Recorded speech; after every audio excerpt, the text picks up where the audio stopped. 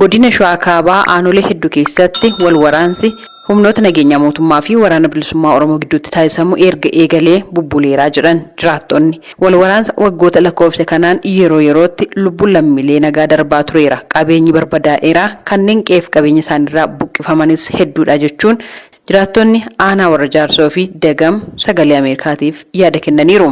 Obbo Addisuu Waaqumaa jiraataa godina Shawaa Kaabaa aanaa Dagam ta'uu isaanii himanii wal waraansi tibbana qaamolee lamaan gidduutti deemaa jiru lammiilee nagaa fi horiif qabeenya hedduu barbadeesseera jechuun ibsani. Torbee kana keessa wanni adda godhu meeshaa jajjabaatu waan kana dura uummanni naannoo kanaa dhaga'ee hin beekne balaasaa dandamachuu miti faatu sagalee isaatu dandamachuu kan dandeenyetu dhaga'amaa jira.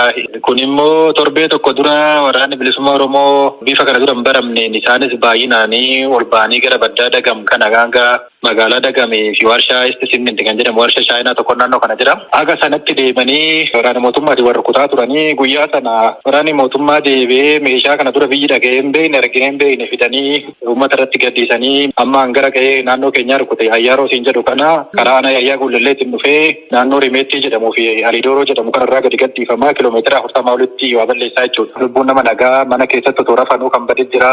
Kan otoo horii tiksanuu achi iddoo jira. Horiin maasarratti bakkuma dheedutti horiiluutu jira. Nama nagaa shan mana keessatti ajjeese. Akkasuma horiin illee kan maasaa keessatti otoo dheeduu du'ee loon otoo nafiin fardeen otoo nafiin otoo madheedan bakkuma dheedanitti kaan mataa irraa facaasaa kaan miila irraa darbaa himuufuu nama rakkisaa jechuudha waan meeshaan kun godhaa jiru. Namni kan biraan sagalee Ameerikaatiif yaada kennan jiraataa godina Shawaa Kaabaa aanaa warra Jaarsoo ta'uu isaanii himanii nageenya isaaniif jecha maqaan isaanii akka hin waamamne gaafatan akka himanitti wal waraansi amma jiru yaaddessaadha jedhu.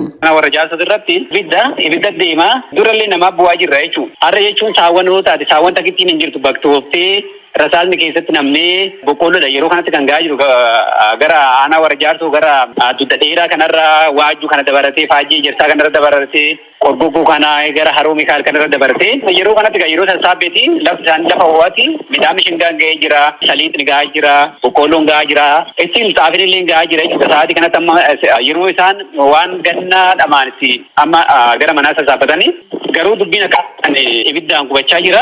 Ibiddaan gubachuu isaatu iyyuu rakkoo iyyuu qabu. Kana gidduutti ijoollee ganna waggaa tokko hin guunne kan ibiddaan gubachaa jiru dhugumattuu taana waan garaa nama nyaatu jechuudha.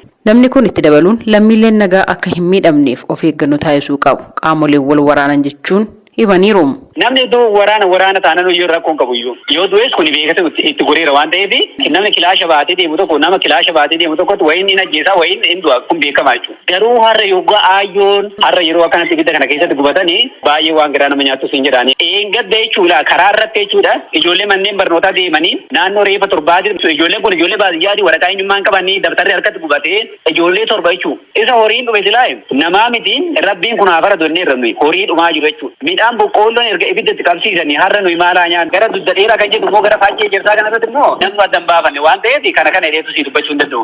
Ibidda roobaa jira waan ta'eef jechuudha. Bakkeewwan wal waraansi jiranitti mootummaanis ta'e waraanni bilisummaa Oromoo uummata nagaadhaaf of eeggannoo taasisuu qabu. Akka gidduutti lammiileen nagaa hin miidhamneef jedhanii kan jiraattonni kaasan irratti biiroo bulchiinsaaf nageenyaa kan Oromiyaa, bulchiinsa godina Shawaa Kaabaa, waajjira bulchiinsaa fi nageenyaa kan Shawaa Kaabaa, bulchiinsa aanaa Dagamii fi bulchiinsa aanaa warra Jaarsoo irraa hoggansa dhimmi kun ilaallatu irraa deebii argachuudhaaf carraaqqii taasisne har'aaf hin milkoofne.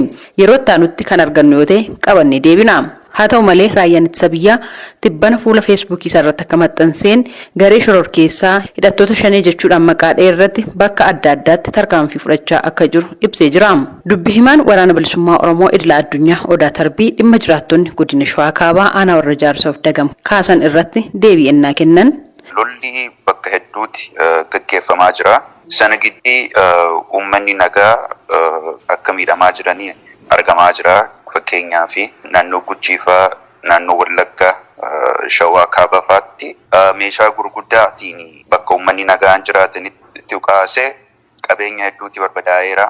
Uummannis ammaa fi lakkoofsatti hin beekamu malee uummanni hedduus torbeema kana keessatti akka ajjeefaman quba qabna. Nuti karaa keenyaan amma dandeenye keenya eegumsa uummataaf ni goona. Amma dandeenye keenya haalli waraanaa rakkisaadha. Yeroon jijjiirama deema conditioning garuu nuti karaa keenya waan dandeenyu numa goona akka uummanni nagaa gidduutti miidhamne. Garuu waan nuun argaa jirru waraana sirnachaa kanarraa uummanni nagaan kuni yommuu gidduutti dhaamu itti dhagaamu beekaafa bakka itti uummanni naannoo sanaa waraana bilisummaa Oromoo deeggaraa jedhetti amanu beekaa naannoo akkasii irratti xiyyeeffatee uummata adabuu yaala. Jiraattonni godinichaa ammallee wal waraansi kun itti fufee jira jechuudhaan yaaddoo keessa jiraachuu isaaniis himanii jiru.